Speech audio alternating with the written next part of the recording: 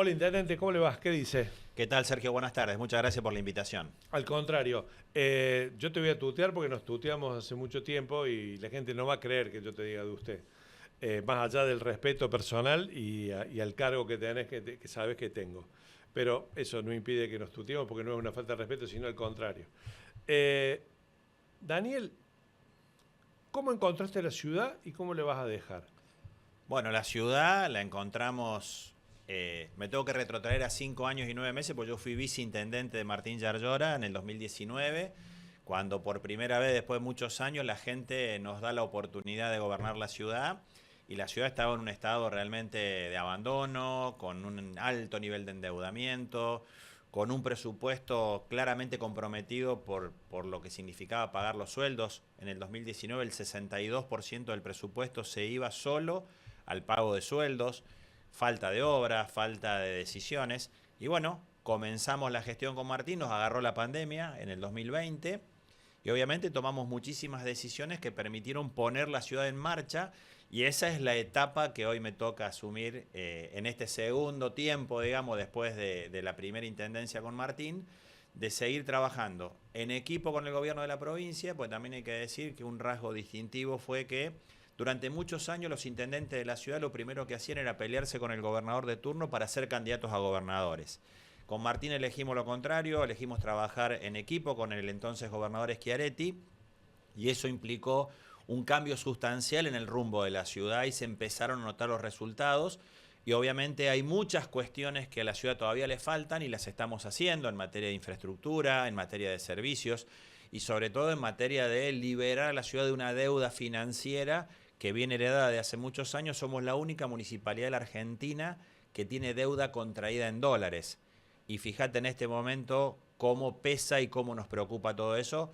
Estamos a horas de tener que pagar un vencimiento de capital de esa deuda cuantiosa y lo vamos a hacer con recursos propios. Eso implica claramente el resultado de un gran esfuerzo administrativo, de un gran ordenamiento que hemos hecho, sin hablar de ajuste, porque no hemos resignado obras, no hemos resignado progreso, pero claramente estamos haciendo un enorme esfuerzo. ¿Y en qué consiste ese achicamiento de gastos? Para no decirle ajuste, como decís vos. Hay Bueno, un ajuste, pero digámosle que sí, no. yo prefiero, la palabra ajuste lamentablemente está asociada a lo que hace el presidente Milei, que genera muchísimas consecuencias negativas. Nosotros hemos tenido que incrementar servicios en función del ajuste que hizo la Nación. Parece una paradoja, pero en realidad es la obligación. El intendente, los gobernadores, el intendente es el primer mostrador que tiene la gente para ir a reclamar cuando algo le falta. Más allá del servicio que le ofrece la municipalidad, si una persona se queda sin medicamentos, generalmente en un pueblo o en una ciudad va a la municipalidad o va al dispensario. Y eso viene pasando desde hace 1 año y 9 meses de una manera creciente. Lo mismo con la cantidad de prestaciones que se incrementan en los hospitales, con la cantidad de alumnos que se incorporan al sistema público de educación porque no pueden pagar una escuela privada. Pero fundamentalmente nosotros hicimos un ordenamiento. Desde hace 5 años y 9 meses la municipalidad no designa empleados de planta permanente. Hemos hecho una reducción muy importante de lo que tiene que ver el impacto de la masa salarial, no porque paguemos menos. La municipalidad paga de los mejores sueldos de la Argentina, pero hemos obviamente fijado un ordenamiento y un rumbo donde la prioridad en la inversión esté en los servicios y en la obra pública, y no obviamente en el mantenimiento de un grupo de recursos humanos. Y eso se siente y se ve en las obras que pudimos hacer y que estamos pudiendo sostener en la ciudad. Daniel, vos sabés que nosotros recibimos centenares de miles de mensajes todos los días. Se suman por millones los mensajes que recibe Cadena 3. En esos mensajes se reflejan muchas quejas en relación a la gestión municipal, en relación a los servicios, puntualmente en relación a los servicios. ¿Vos estás sintiendo que están pudiendo satisfacer la demanda que los vecinos de Córdoba tienen en relación a varias cuestiones, como limpieza de basurales, el servicio de transporte, el servicio de higiene urbana, la recolección de basura, el bacheo, las obras? ¿Sentís que están a la altura de las demandas que tienen? Bueno, fundamentalmente la ciudad tiene un sistema de recolección de residuos y un sistema de transporte que nos toca en nuestro periodo de gobierno llegar al final de las concesiones. Son periodos que vienen de hace 10 años, la licitación de transporte ya terminó, estamos con una prórroga y estamos próximo al vencimiento del sistema de recolección de residuos. licitaciones que se hicieron en un momento, en un contexto que claramente no es el que tenemos hoy. En el caso del sistema de transporte, nosotros tomamos medidas muy fuertes en el mes de marzo de este año, que claramente impactaron en un primer momento en la prestación del servicio, pero que hoy está en franca recuperación. Hoy estamos en un nivel, y digo hoy porque todos los días yo tengo un reporte de la cantidad de coches, del cumplimiento de las frecuencias, y debo decir con satisfacción que estamos en el 91% de los objetivos que tiene que cumplir el sistema. Esto se mide por la cantidad de coches en la calle, las frecuencias, donde claramente siempre hay reclamos en algún punto, pero debo decir que en marzo llegamos a un nivel muy bajo porque se retiró una de las principales jugadoras del sistema, una de las concesionarias, que había prácticamente monopolizado el servicio de transporte, y nosotros decidimos finalizar esa relación y obviamente dar una licencia precaria, así se llama el término, por la prórroga de la concesión, a 2 empresas de Córdoba. Y obviamente el arranque fue traumático, llegamos a estar en un 70% del servicio y hoy estamos, habiendo reducido el déficit, porque ese es otro tema, nosotros gastábamos, para que la gente lo sepa, no invertíamos, gastábamos 10.500 millones de pesos por mes de recursos propios del municipio para sostener el transporte público, porque la Nación retiró los subsidios, no recibíamos la SUBE, y bueno, gestionamos, logramos recibir la SUBE, hemos hecho un ordenamiento del sistema y hoy estamos prestando un servicio que está muy cerca del 100% del cumplimiento de los objetivos y hemos reducido a la mitad la cantidad de subsidios que estamos poniendo. Es decir, hemos hecho un ahorro de los recursos y hemos mejorado la prestación del servicio, con un gran esfuerzo, obviamente cuidando los recursos de la municipalidad, y en el mismo camino seguimos con el tema de la higiene urbana. Nosotros entendemos que hay que adecuar la prestación del servicio. La ciudad de Córdoba tiene 576 kilómetros cuadrados. Un ejido de los más grandes de la Argentina, si no el más grande. El más grande. Sí. Ha tenido un crecimiento muy desordenado, pero no ha tenido un desarrollo en consecuencia. Es decir, acá se autorizaron urbanizaciones sin tomar en cuenta los servicios de salud, los servicios de transporte, los servicios de educación, que son necesarios. Y eso genera una demanda que luego a quien le cae es al municipio. Bueno, todo eso implica que nosotros hoy estamos con una política muy agresiva de defensa del cuidado del ambiente, esto es castigar severamente. Hemos implementado juzgados de faltas ambientales que están funcionando muy bien. Hemos implementado una política agresiva dándole un enfoque sanitario al tratamiento de la basura. ¿Qué significa esto? Un basural a cielo abierto no es solamente una cuestión estética, es un foco insalubre. Pero claro, genera un montón de consecuencias negativas. De solo andar por la ciudad, Daniel, yo veo que hay muchos basurales que se mantienen en el tiempo o aparecen nuevos. La avenida de Circunvalación, la entrada por la ruta que va a San Francisco, hay montones de lugares donde los basurales...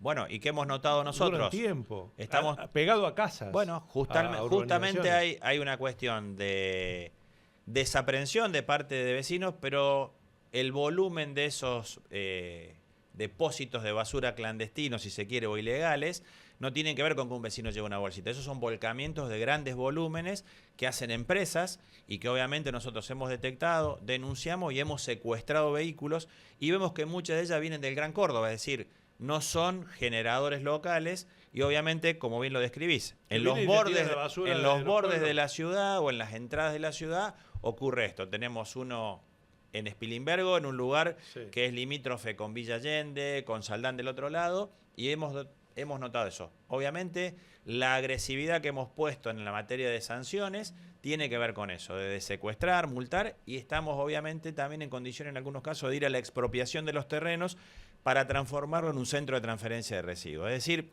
el tema de la basura también se ha complejizado.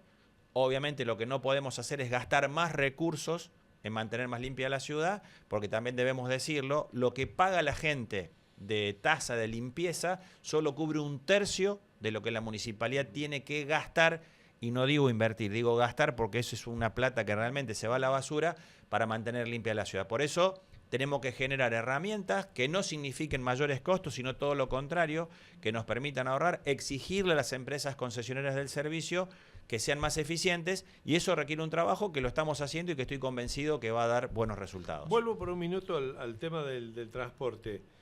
Yo sé que a esta altura de la situación y en medio de una crisis es medio difícil pensar siquiera la posibilidad de que Córdoba tenga sistemas alternativos de transporte, que no solo tenga colectivos y tenga trolebuses. ¿En algún momento se te pasó por la cabeza esta idea de que tenemos que tener trenes, ojalá tuviéramos subterráneos? Bueno, concretamente... ¿Es inviable eso pensar? No, Ni no siquiera es pensarlo, no hacerlo. No, no es inviable, lo gestionamos. Nosotros tenemos la alternativa de la multimodalidad a partir de incorporar a lo que ya tenemos, como bien decís, colectivos y trolebuses, la posibilidad del ferro urbano, que siempre fue un objetivo que estuvo cerca y nunca llegó. Bueno, hoy nosotros hemos hecho las gestiones simultáneamente a la posibilidad de tener la SUBE, que hoy está en Córdoba y que nos significa una solución, y era un derecho largamente negado a los cordobeses. El tema del ferro urbano también es un objetivo que venimos trabajando, pero chocamos también aquí con la dificultad de gestión que tiene el gobierno nacional. Y esto hay que decirlo. Uno va a hacer gestiones al gobierno nacional y se encuentra con funcionarios que cuando estás arribando una solución o los cambian o los echan, o les quitan la autoridad o los cambian de ministerio, y eso genera una dificultad, y no hablo en nombre propio, podés hablar con cualquiera de los intendentes de las ciudades capitales, que somos los que tuvimos en su momento la oportunidad de reunirnos con quien es hoy jefe de gabinete, Guillermo Francos, y quien entonces era su secretario y hoy es ministro del Interior, Lisandro Catalán, y siempre nos atendieron, nos escucharon, pero nunca logramos un solo resultado. Y esto hay que decirlo porque los intendentes sabemos de gestión, tenemos que gestionar todos los días y nos encontramos con un gobierno nacional que lamentablemente adolece de una falta de gestión que ya se está notando y mucho. No podés solo ajustar, tenés que dar respuestas y no hay respuestas. El sistema de trenes es un sistema que depende del gobierno nacional, me cuesta decir gobierno federal porque federal no es, y obviamente tenemos un diseño de un circuito para cubrir desde la perspectiva del transporte metropolitano, que es lo que está discutiendo hoy el Consejo Deliberante, el marco regulatorio del transporte metropolitano, incorporar un ferro urbano que lleve desde La Calera hasta Estación Flores, es decir, que cumpla el recorrido de llegar y pasar por la ciudad universitaria. Eso sería una alta solución, un aporte importante de un transporte para descargar pasajeros ahí, y obviamente esa posibilidad a los cordobeses le sigue siendo negada por la no decisión del gobierno nacional. Le quiero decir a los oyentes de Cadena 3, a quienes no te han reconocido la voz, porque probablemente no estén o no conozcan la ciudad de Córdoba, que estamos hablando con el intendente de la ciudad de Córdoba, Daniel Pacerini. Lo digo más o menos a la altura de la mitad de la entrevista, porque habitualmente mucha gente no nos escucha desde la propia ciudad de Córdoba.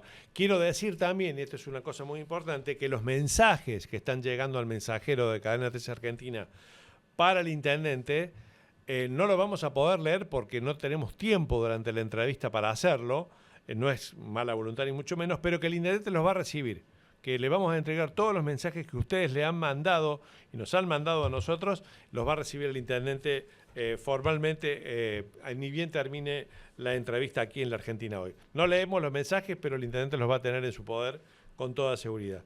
Daniel, hay un tema con el gobierno nacional. ¿Cómo te llevas con el gobierno provincial? ¿Qué nivel de colaboración tenés? Excelente, somos un equipo. Martín fue intendente no solo de esta ciudad, sino fue intendente de la ciudad de San Francisco, entiende la gestión municipal y en un contexto extraordinario de una crisis sin precedentes, porque los argentinos hemos atravesado muchísimas crisis a lo largo de las últimas décadas, pero esta no tiene precedentes. Primero por reiterada, cada vez pegan más, pero fundamentalmente porque ha habido un retiro del Estado Nacional de muchas de sus obligaciones y de manera compulsiva las provincias y los municipios nos hemos tenido que hacer cargo de esas prestaciones, en transporte, en salud, en educación. Y obviamente tener un gobernador que acompañe la gestión, tener un gobernador que entienda la dimensión de la problemática y que la sienta, es una ventaja. Nosotros en Córdoba, y debo decirlo porque hablo con todos los intendentes, tenemos en eso una ventaja comparativa. No en todas las provincias se da este acompañamiento de un gobernador hacia los intendentes. Córdoba tiene, desde hace muchos años, lo empezó de la Sota, lo continúa Schiaretti, Martín lo respeta, una mesa provincia-municipio, hay un respeto del federalismo provincial. Todos los intendentes hoy tienen una política pública provincial en ejecución Y en este momento de crisis el gobernador obviamente nos acompaña, entiende y obviamente somos la ciudad más grande y también somos una ciudad con una perspectiva Daniel, metropolitana. vos decís que esto se aumentó enormemente durante o a partir de la gestión nacional de Milei. Ahora, durante la anterior gestión, cuando Martín Yarlora era intendente, vos eras el viceintendente, ¿no había una demanda contenida o retenida de las demandas sociales a propósito de que durante casi 2 años los cordobeses y todos los argentinos estuvimos encerrados? Me refiero a la pandemia. Claramente la pandemia es un punto de inflexión en la historia. La pandemia del COVID terminó con gravísimas consecuencias económicas y sanitarias. Pero tras cartón de ello, hoy estamos sufriendo otra pandemia que es la de salud mental. El consumo problemático se ha incrementado a niveles exponenciales. Puedo decirlo ¿Como con... secuela de la pandemia o por otro motivo? No, fue consecuencia directa de la pandemia. Lo podés hablar con dueños de droguerías, con dueños de farmacias y lo podés hablar también con dueños de despacho de bebidas. Se ha incrementado el consumo de alcohol, el consumo de psicofármacos recetados y ni hablar lo ilegal. Y por el incremento de la pobreza, el consumo ilegal se ha degradado.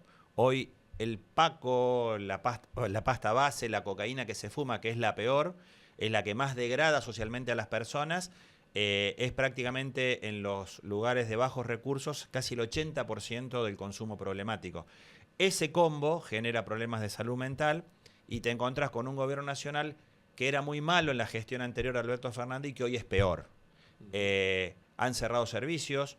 Nosotros estamos en estos días inaugurando ya el 4º centro municipal de atención para personas con problemas de salud mental y consumo problemático, un tema que no estaba en la agenda de los municipios. Y nosotros, debo decirlo, con orgullo y también con dolor, somos el municipio de la Argentina que más presupuesto le dedica a esto, porque obviamente tenemos una ciudad que además de tener una gran cantidad de habitantes, recibe mucha gente que viene de otros lados y se queda aquí, y que cuando ve que tiene una demanda, una respuesta a su demanda, obviamente accede. Las líneas de atención a personas con problemas de salud mental ha tenido un incremento del 500% en los últimos 2 años. Hay datos, hay números. Nuestro secretario de Salud, Ariel Alexandrov, ha hecho un informe realmente dramático de cómo se ha incrementado este problema. Sumado, reitero, a la falta de respuesta de los niveles nacionales, incrementa en las provincias y en los municipios una exigencia presupuestaria, porque a la gente no podés decirle, no, mira, no hay plata. No, mira, la nación no nos manda plata. La gente la tenés que atender. Hay mucha más gente viviendo en la calle también. Claramente, hay un incremento. Mira, días pasados, en el programa de Miguel Clariá, Raúl Lacaba, nuestro secretario de Políticas Sociales, dio un informe que es dramático. A mí no me gusta hablar de números solo porque los números deshumanizan.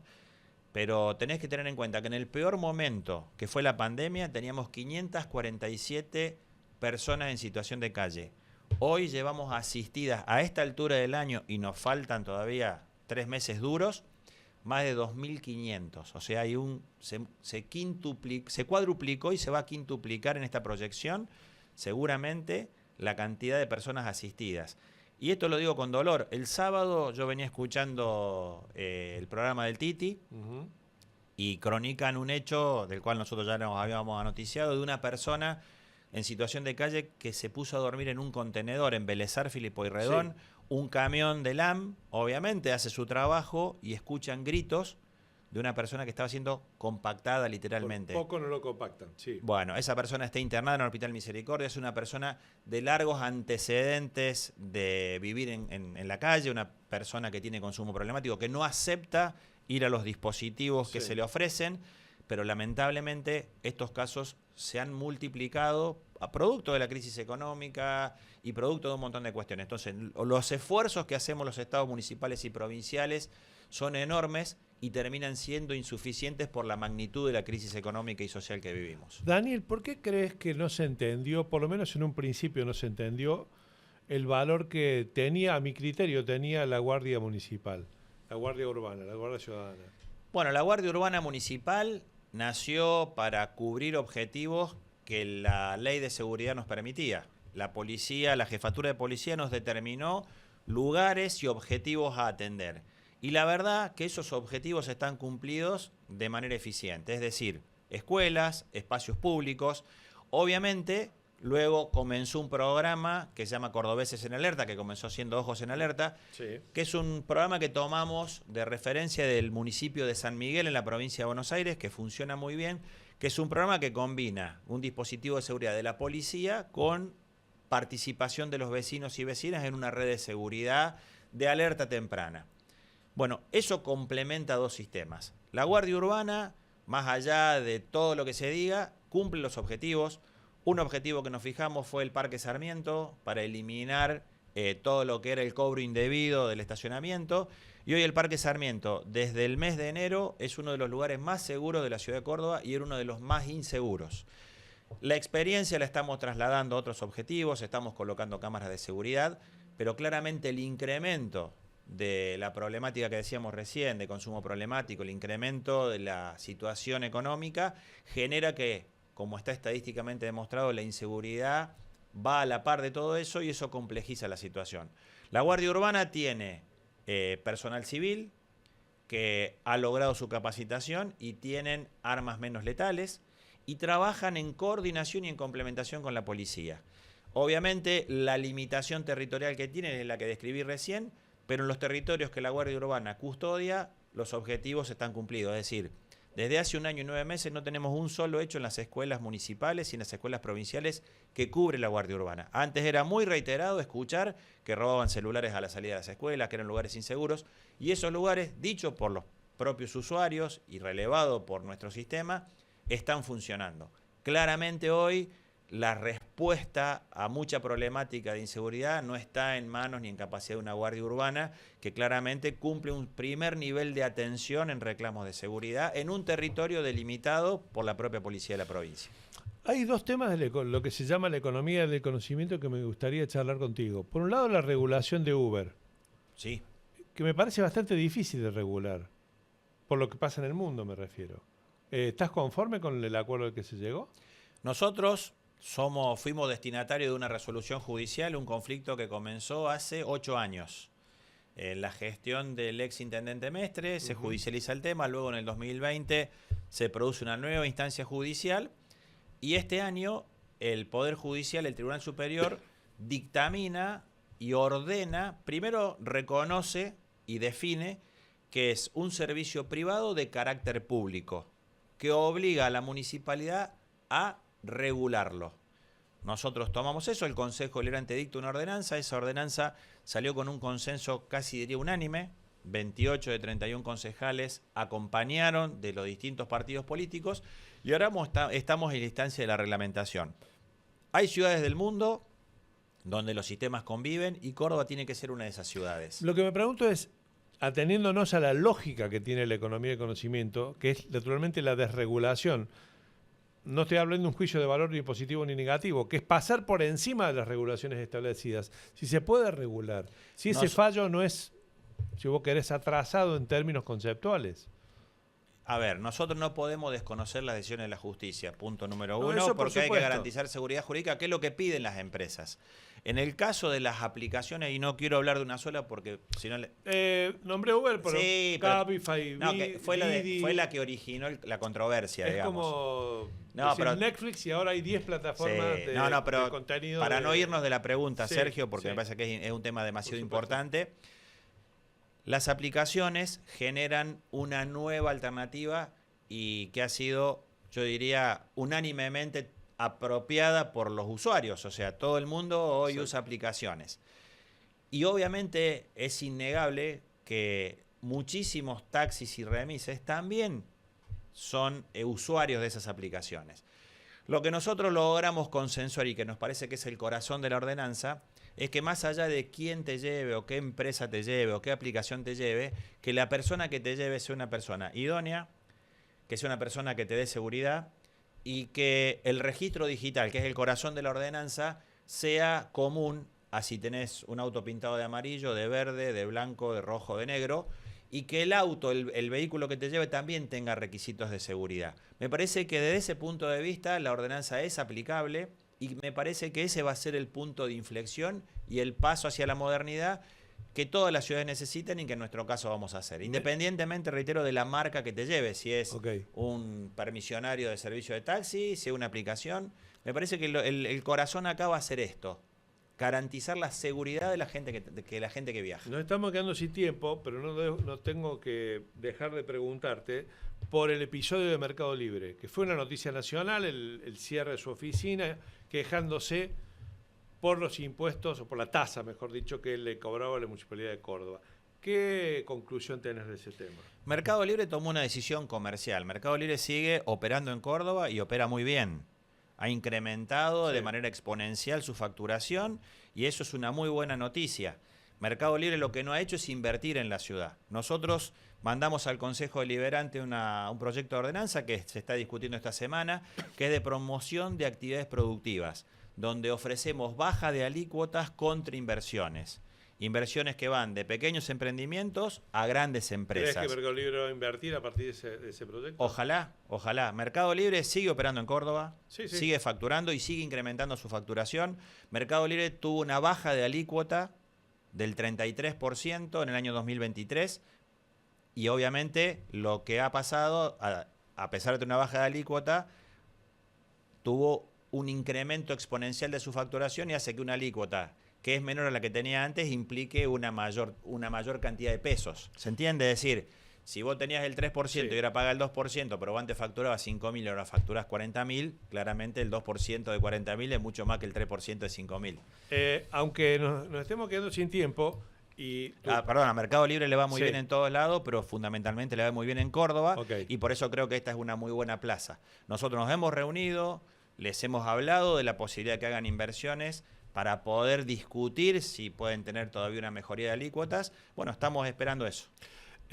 Nos queda muy poquito tiempo, pero aunque seas el intendente de Córdoba, yo tengo la obligación de pedirte que nos dones un libro a la Biblioteca Virtual de Oyentes de Cadena 3. Un libro que te gustaría que los oyentes de Cadena 3 lean. Bueno, como hablamos mucho de política, mucho de gestión, siempre hay que tener un rato para el ocio. Sí, por supuesto. Yo soy un gran admirador de un humorista gráfico que es rosarino, pero que se inició en Hortensia. Sí, señor. Un hincha fanático de Rosario Central, Roberto Fontana Rosa, a quien le tengo admiración, afecto y que todavía leo sus viñetas en algunos sitios a pesar de que él falleció. Él publicó varios libros de ficción, libros de cuento, El mundo vivido equivocado, pero hay uno particularmente que recomiendo que es muy gracioso. Yo lo leí hace más de 30 años, cuando estaba estudiando acá en Córdoba. Me lo regaló mi hermano, que es más fanático que yo, Fontana Rosa. Se llama Best Seller. Best Seller es la historia de un espía, una especie de una parodia de James Bond, pero es muy gracioso. Recomiendo que lo lean. Best Seller. Bien. Es muy original. Me pareció apropiado por cómo se desarrolló la charla. Hay que tener un momento para divertirse. Es un libro que uno lo puede leer, es un libro no muy largo, es muy divertido y a mí que me gustaban las películas de espionaje en James Bond, bueno, es una parodia perfecta, muy graciosa y que no pierde vigencia con el tiempo. Una gran recomendación. Muchas gracias, intendente. No, Sergio, gracias a vos. Bueno, saludo a toda la gente de la cadena. Bueno, escucho la cadena 3 desde hace mucho tiempo. Lo sabemos. Y valoro mucho esta mirada federal que ha tomado la cadena 3, que ojalá en la Argentina también empiece a pasar, que la Argentina sea más federal. Muchas gracias. Gracias.